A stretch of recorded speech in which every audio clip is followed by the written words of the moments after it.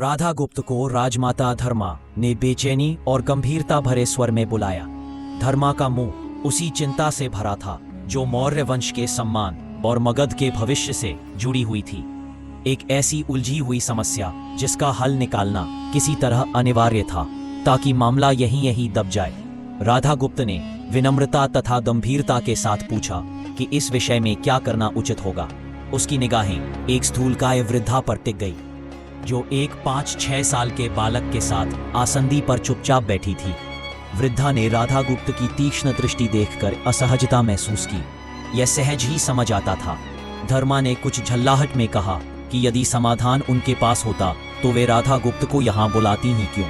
उन्होंने कहा कि अशोक इस समय आखेट यात्रा पर गया हुआ है और राधा गुप्त अच्छी तरह जानता था कि अपना एक बार हट पकड़े तो अशोक किसी की नहीं सुनता।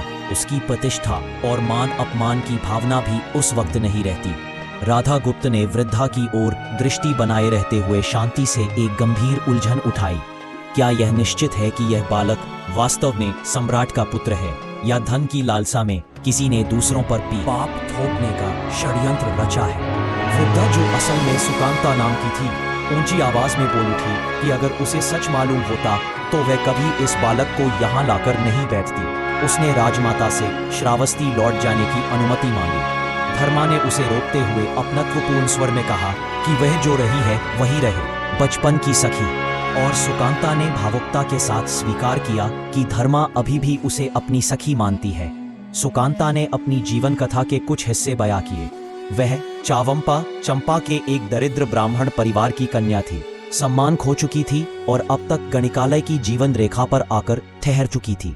उसने कहा कि उसकी देह पापग्रस्त हो सकती है पर उसकी आत्मा आज भी निर्मल है, वरना वह यह बालक लेकर धर्मा के पास कभी न आती। राधा गुप्त ने सुकांता के शब्दों में कपट नहीं पाया, पर वह जानता था कि भले ज्ञानियों को भी धोखा हो सकता है। साथ ही कलिंग राज की ओर से अशोक को बदनाम करने के लिए जो प्रचार हो रहा था उसे देखकर किसी कुटिल षड्यंत्र की संभावना को नकार पाना भी बुद्धिमानी न होता। इसलिए उन्होंने सारे स्थितियों को सावधानी पूर्वक परखने का निर्णय का कोई ठोस कदम उठाने से पहले सब कुछ परखा जाना चाहिए था। धर्मा ने राधा गुप्त से कहा कि अशोक स्वभाव से भी स्वेच्छाचारी है। राजा बनने के बाद और भी कम किसी की सुनता है। उसका परामर्श लेना अब वेम बहुत कम होता है। प्रजा में उसकी छवि भी कईयों की नकारात्मक धारणा का विषय बनी रही। ऐसा कहा जाता था कि उसने सत्ता के लालच में वैध उत्तराधिकारी युवराज सुसीम और अन्य भाइयों की हत्या कर। राधा गुप्त ने इस प्रचार प्रसार और षड्यंत्र के प्रति सावधानी बरतने की बात दोहराई और पूछा कि क्या धर्मा एकांत में कुछ शंकाओं का समाधान करने देंगी। सुकांता तुरंत बाहर जाने को उठ खड़ी हुई, पर धर्मा ने कहा कि उसकी जरूरत नहीं और दोनों साथ ही एक भीतरी कक्ष में चले गए। कपाट बंद होने के बाद धर्मा ने पूछा कि राधा गुप्त क्या कहना चाहते हैं। उसने आंट कर कहा कि यदि उसने अपने बालक को सार्वजनिक रूप से सम्राट अशोक का पुत्र घोषित कर दिया गया तो वर्तमान सामरिक राजनीतिक स्थिति में इससे बहुत घातक परिणाम हो सकते हैं। धर्मा ने कहा कि यदि बालक स्वीकार करना संभव होता तो वे उसे अपने पास रख लेती, पर वह जानती थी कि यह संभव नहीं और इसलिए राधा गुप्त से ऐसी चतुर युक्ति निकालने को कहा कि सांप भी मर जाए और लाठी भी न टूटे और अशोक को भी भनक न लगे। राधा गुप्त ने सच्चाई की ओर इशारा किया।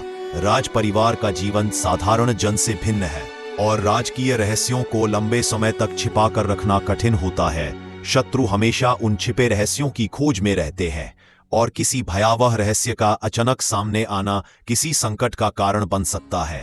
धर्मा समझ रही थी कि राजसी मर्यादा और गरिमा के कारण कई कार्य गोपनीय रूप से करने पड़ते हैं, पर अब वक्त था, सावधानी आवश्यक थी।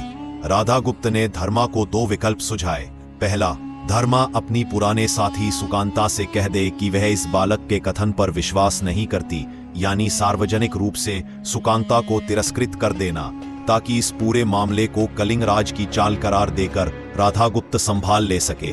दूसरा विकल्प अधिक कोमल था। सुकांता और बालक को साम्राज्य के पश्चिमी सीमांत के किसी अज्ञात स्थान पर भेज दिया जाए जहां वे एक सम्मानित जीवन व्यतीत करें। सुकांता को अपना गणिकालय छोड़कर किसी परिजन या आत्मीय के साथ नया शांत जीवन दिया जाए और बालक को उच्च शिक्षा दी जाए, परंतु शर्त ये हो कि कभी भी बालक को यह न पता चले कि उसका मौर्य वंश से कोई संबंध है। राधा गुप्त ने आश्वासन दिया कि वहां उन्हें किसी प्रकार का कष्ट न भोगना पड़ेगा, सिवाय इस बात के कि वे अपरिचितों के बीच अपना शेष जीवन बिताएं। धर्मा को दूसरा सुझाव भा गया। उसने कहा कि पहले सुकांता से पूछना होगा कि क्या वह वास्तव में श्रावस्ती छोड़कर दूर किसी अज्ञात स्थान पर अपना जीवन बिताने को तैयार होगी। राधागुप्त ने कहा कि यह चर्चा धर्मा उनसे एकांत में करे और तब तक वहां प्रतीक्षा करेगा। तत्पश्चात जैसा आदेश होगा वैसा कर दिया जाएगा। कथा में सामने आया कि धर्मा के मन में बचपन की दोस्ती और राजसी कर्तव्यों के बीच गहरा संघर्ष था। उसने सुकांता के अतीत और वर्तमान परिस्थितियों को समझते हुए सहानुभूति दिखाई, पर साथ ही राज्य की स्थिति और मौर्य वंश की गरिमा की रक्षा करने का दायित्व उसके ऊपर भारी रूप से प्रतिबद्ध था। राधागुप्त ने धैर्य और विवेक के साथ विकल्प रखे, एक कठोर परंतु साफ सा रास्ता और एक सहनशील परंतु लंबे त्याग का रास्ता, और निर्णय लेने के लिए धर्मा पर छोड़ दिया। अब सब कुछ इस बात पर टिका था कि सुकांता स्वयं किस मार्ग को अपना रही थी।